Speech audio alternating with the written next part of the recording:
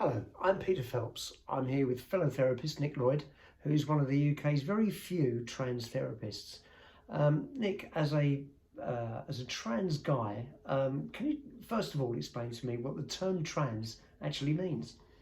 So trans is basically you're assigned one sex at birth, male or female, depending on, generally or genitalia rather than anything to do with genetics. And your gender expression or your gender identity, as it's known, doesn't actually follow your birth sex. So you're misaligned in a way internally. What you feel that you are and what you're physically presented as are two different things. Right. And so, as a young person growing up, what sort of problems does that cause? So, from my own experience myself, I grew up in a culture where trans people weren't talked about. Obviously, they existed, but there was no surgery available. It wasn't spoken about in the media, and today it is. So we have the misunderstanding that suddenly there's a flurry of trans people, when in actual fact there always was, but it was never out there in the media. We didn't have social media, we didn't have phones, and we certainly didn't speak about anything to do with sexuality, let alone sex or gender differences. So there were a lot of taboos around it, even though the trans community are only perhaps a small percentage of the population. They're more visible than they once were. Certainly. And I think it's more today that young people are growing up with different social identities. And in the past, when we grew up, it was very much, you wear this if you're male, you wear this if you're female. So some people started to grow up thinking that perhaps they were born in the wrong bodies, because if they wore jeans and had short hair, they surely had to be a boy, and vice versa. Yeah. And this is where the problems come in. People are asking, are trans people genuinely trans? Is that a genuine thing? Yeah. Some people think it's a sexual fetish. If we look back, we used to call men that put dresses on transvestites. Right. Well, being a transvestite is very different from being transgender. Yeah. And it's not a sexual fetish at all. It's not a mental disorder. Right. So it is basically, you feel like you are completely in the wrong body. And many people argue, well, this isn't about how you feel. You can tone down your feelings, you can change things.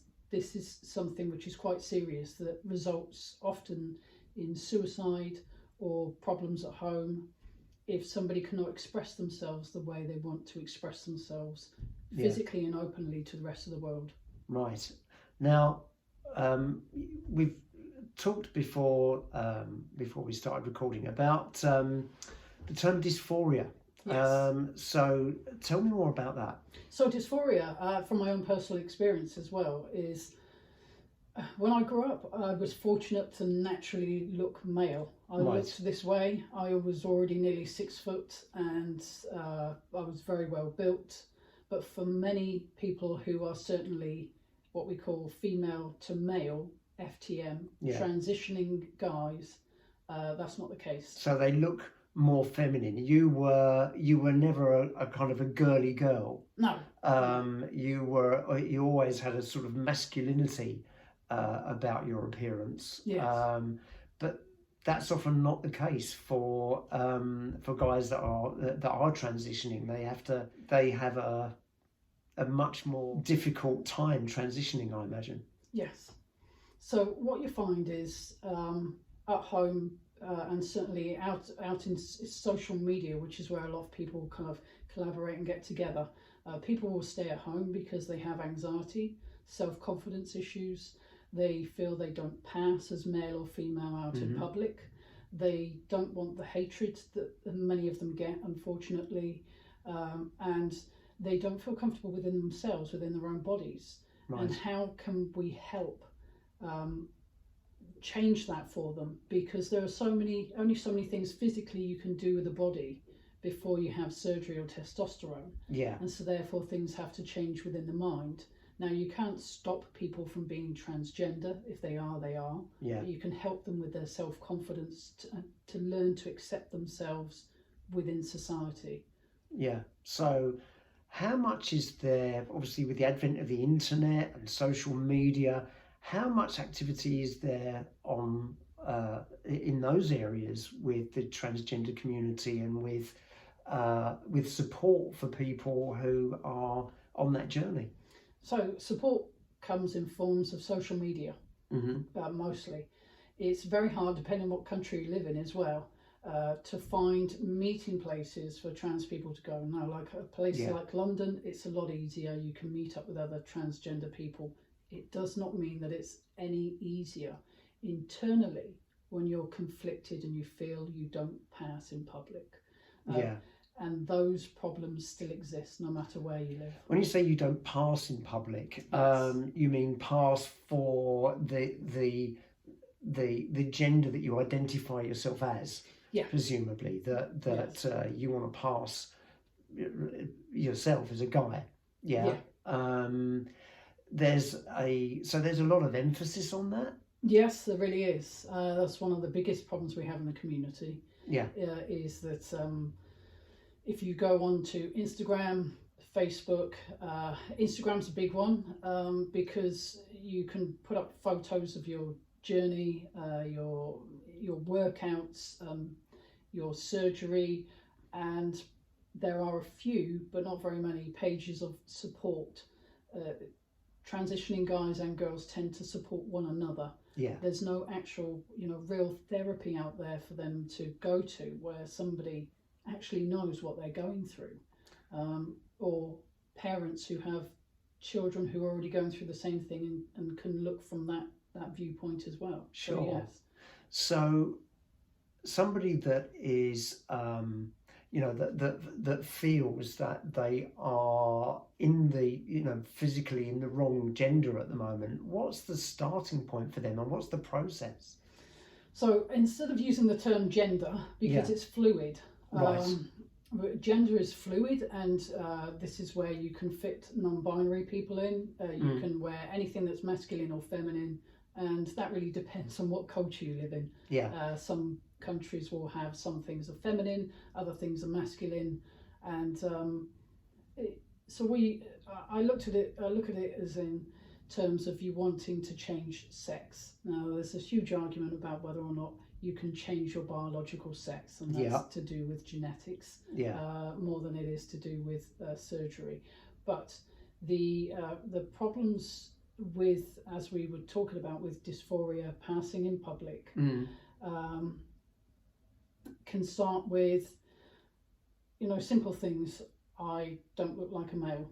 Yeah. I'm too short. Yeah. My chest is too big. Yeah. What am I going to do about that? I need to gain weight or lose weight. My voice isn't deep enough. Yeah. And what about my haircut? Right. So when I see people who need support and help, although there's a lot of support out there from other trans guys, your own personal journey is very personal, and it's difficult if your parents are not ready to either accept you, or perhaps themselves need to understand more about how it is for trans kids to be trans, and young trans adults as well. Yeah, whether you're trans female to male or male to female. Quite. Very difficult, challenging thing to go through. Yeah. Massively. What resources are available at the moment? Not so many, really. There are supportive Facebook groups. Photos are swapped and shared.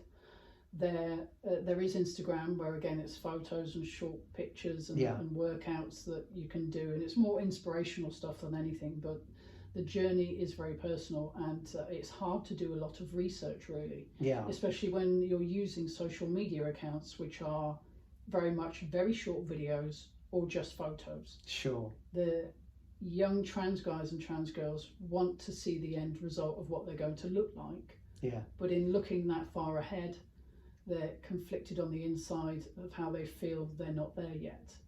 And this is where we can come in. We can provide support therapy, self-confidence, and help with dysphoria to help, minimise those feelings whilst they're going through the transitioning phase, whether that's under the NHS or privately. Yeah.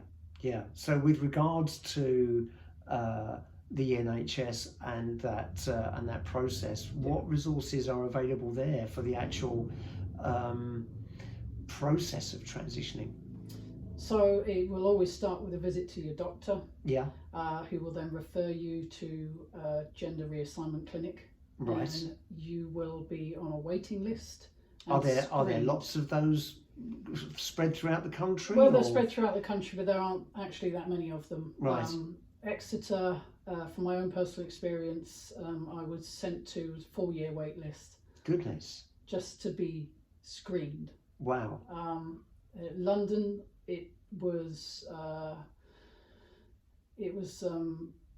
2 years. That's at the Tavistock Clinic, am I right? Yeah, that's the Tavistock Clinic, Charing Cross Clinic, so the main clinic. And unfortunately, they only had one person screening. They now have 2 as of this year. They have a referral rate of 300 to 350 people a month. Wow. So they are almost overwhelmed with people anxious, desperate in a lot of cases to begin that transitioning process without much support at all. That's right. Yes. Yeah. So a lot of the focus in the media is on these people at the NHS are not doing things correctly. The psychologists or the teams are being pressured to transition kids without considering properly whether or not they should genuinely go through transition. And I don't think that's entirely true. I think where the underfunding comes in has left a huge hole where you have these kids who, if they don't get seen, are becoming suicidal, anxious, not going to school, not wanting to go out in public, suffering from depression, and they don't have anybody to see, they don't have anybody to talk to, and they know their wait is going to be a long time. Most of their parents cannot afford to pay privately, and nor will they, because they themselves don't understand how it is to be trans. They want to make sure they're making the right decision.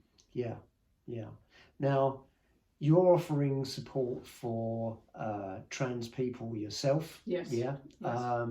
In London, in Liverpool Street, and also down in Somerset. In Somerset, North Somerset area. Yes. Okay. So if somebody wanted to come and see you, how do they get hold of you? So they can get hold of me by going to the londontherapyroom.com. They can contact me on my Instagram. Again, the London Therapy Room, and on Twitter, which is the London Therapy Room. I also have a Facebook page of the same name, and they can. What I do is I provide for people who are outside of the city or parents who feel like they want to talk about what they're going through before they discuss what to do with their own child. I offer WhatsApp for initial contact if they want to, and then Zoom and Skype so they can video with me if there's no resources in their local area. Sure. And if people want to give you a call, your phone number will be on the end of this video, yeah? Yes, certainly. Super. Okay, well, thanks, Nick. Great to talk to you. Thanks for having me along, Pete.